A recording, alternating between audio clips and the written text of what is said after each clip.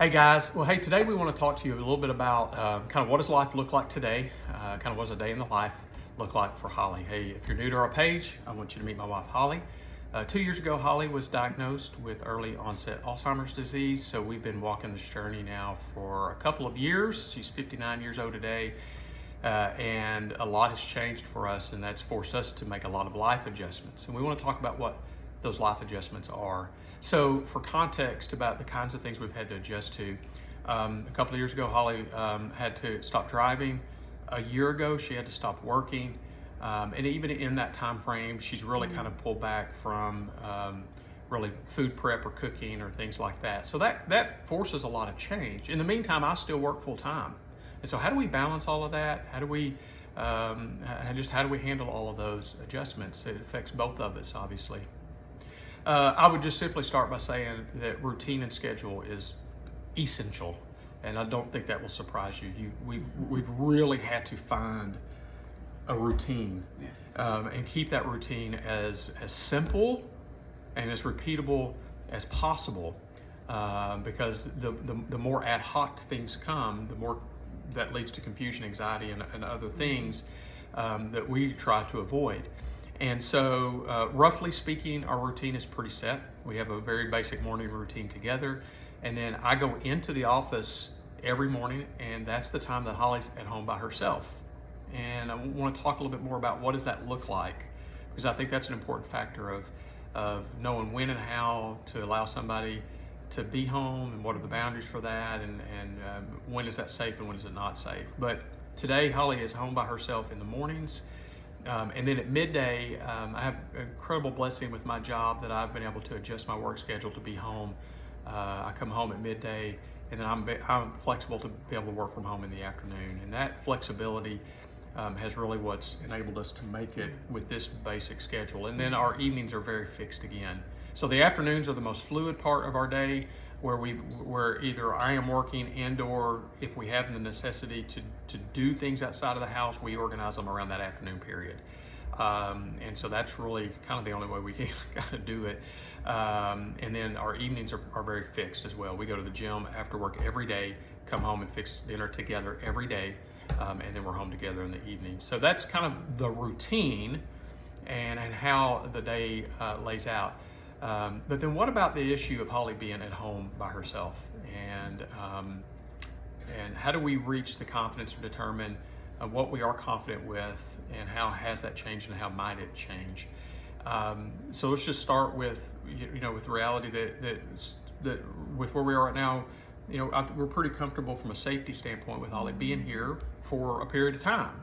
But I have limits to that. I've created my own boundaries for that, where I'm not going to let that be for extended periods of time. I try not to let it be all day, and I certainly don't let it be overnight, just because of some of the limitations. I just don't want her to have to be here by herself. So, but yet she is here for at least a half a day, almost every single day, by herself. And so we have not yet felt like we've reached a point where we need to engage professional help, or really just scheduled help to be here with her. But it is something that we do think a lot about, and I'm just going to share a little bit about how we think through that. And so first of all, I'll just say we do have a lot of help, and we would be remiss if we did not mention all of the people that do help, the friends and the family that volunteer their time. And so we have that kind of help, but in terms of actually saying that we need somebody at the house for fixed periods of days or hours, we haven't quite crossed that threshold, but it is something we think a lot about. So here's a little bit about how I think through that as the caregiver who feels a great responsibility, and also trying to be sensitive to Holly, who still has a lot of independence and a lot of capacity. And so just kind of trying to keep all of that in balance. So here are some levels that I think maybe will help you that I think about. One, is Holly able to simply care for herself? That's a pretty advanced stage of Alzheimer's. We are not there in terms of bathing, dressing, hygiene. Okay, so that would be something to consider, right? We're not there. So quickly moving on to the next level. What is the likelihood that Holly might create an emergency? Think about that.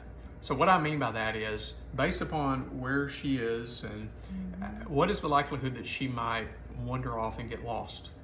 What is the likelihood that she might decide she's going to start using the appliances and use them inappropriately and harm herself? What is the likelihood that she might fall down the stairs? These are all things that are possibilities, but also things that we don't feel like we're seeing the signs of those things just yet. But yet it's also something you don't want to wait until it happens. And so you kind of have to be a little bit sensitive to that. But in reality, Holly's never been lost. That's really not been her issue. Memory is not a big issue for her per se in the traditional sense. She doesn't really want to use the appliances. So I mean, so far I haven't seen that. So okay, so I feel more confident that she's not just going to go out and hurt herself. Well, that leads to a different level. But what if an emergency came up? What is her ability to care for the emergency? If something were to happen, even if it were an accident, that's a lot harder. That's something you've really got to think about. So if something were to happen and she had an emergency and she needed to respond, would she know how? Would she be able to find her phone? Would she know who to call? Could she make that phone call? If she could make the phone call, could she articulate what the problem is? If she had to give somebody instructions how to get to the house, could she do that?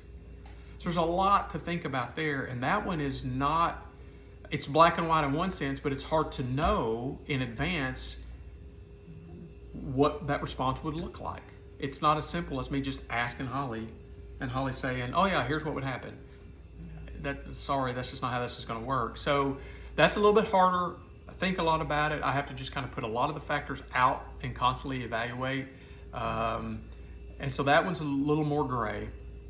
And so, you know, so far we have, as long as we keep limits to how long I'm out of the house, we really haven't kind of felt like we've reached that threshold where it's time to engage more of an actual presence scheduled, whether that's professional or otherwise. But we also know this, and we'll just end the video with this. You know, we know that dementia is not fixed.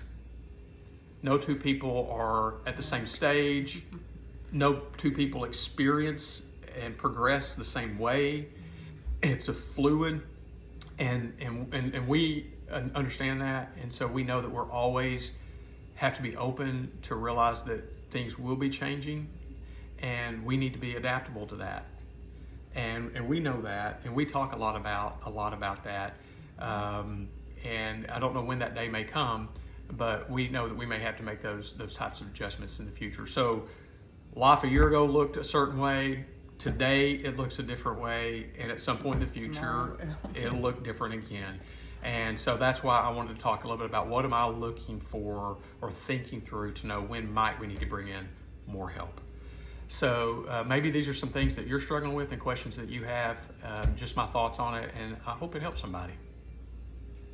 Yep. Okay. Hey, thank you guys.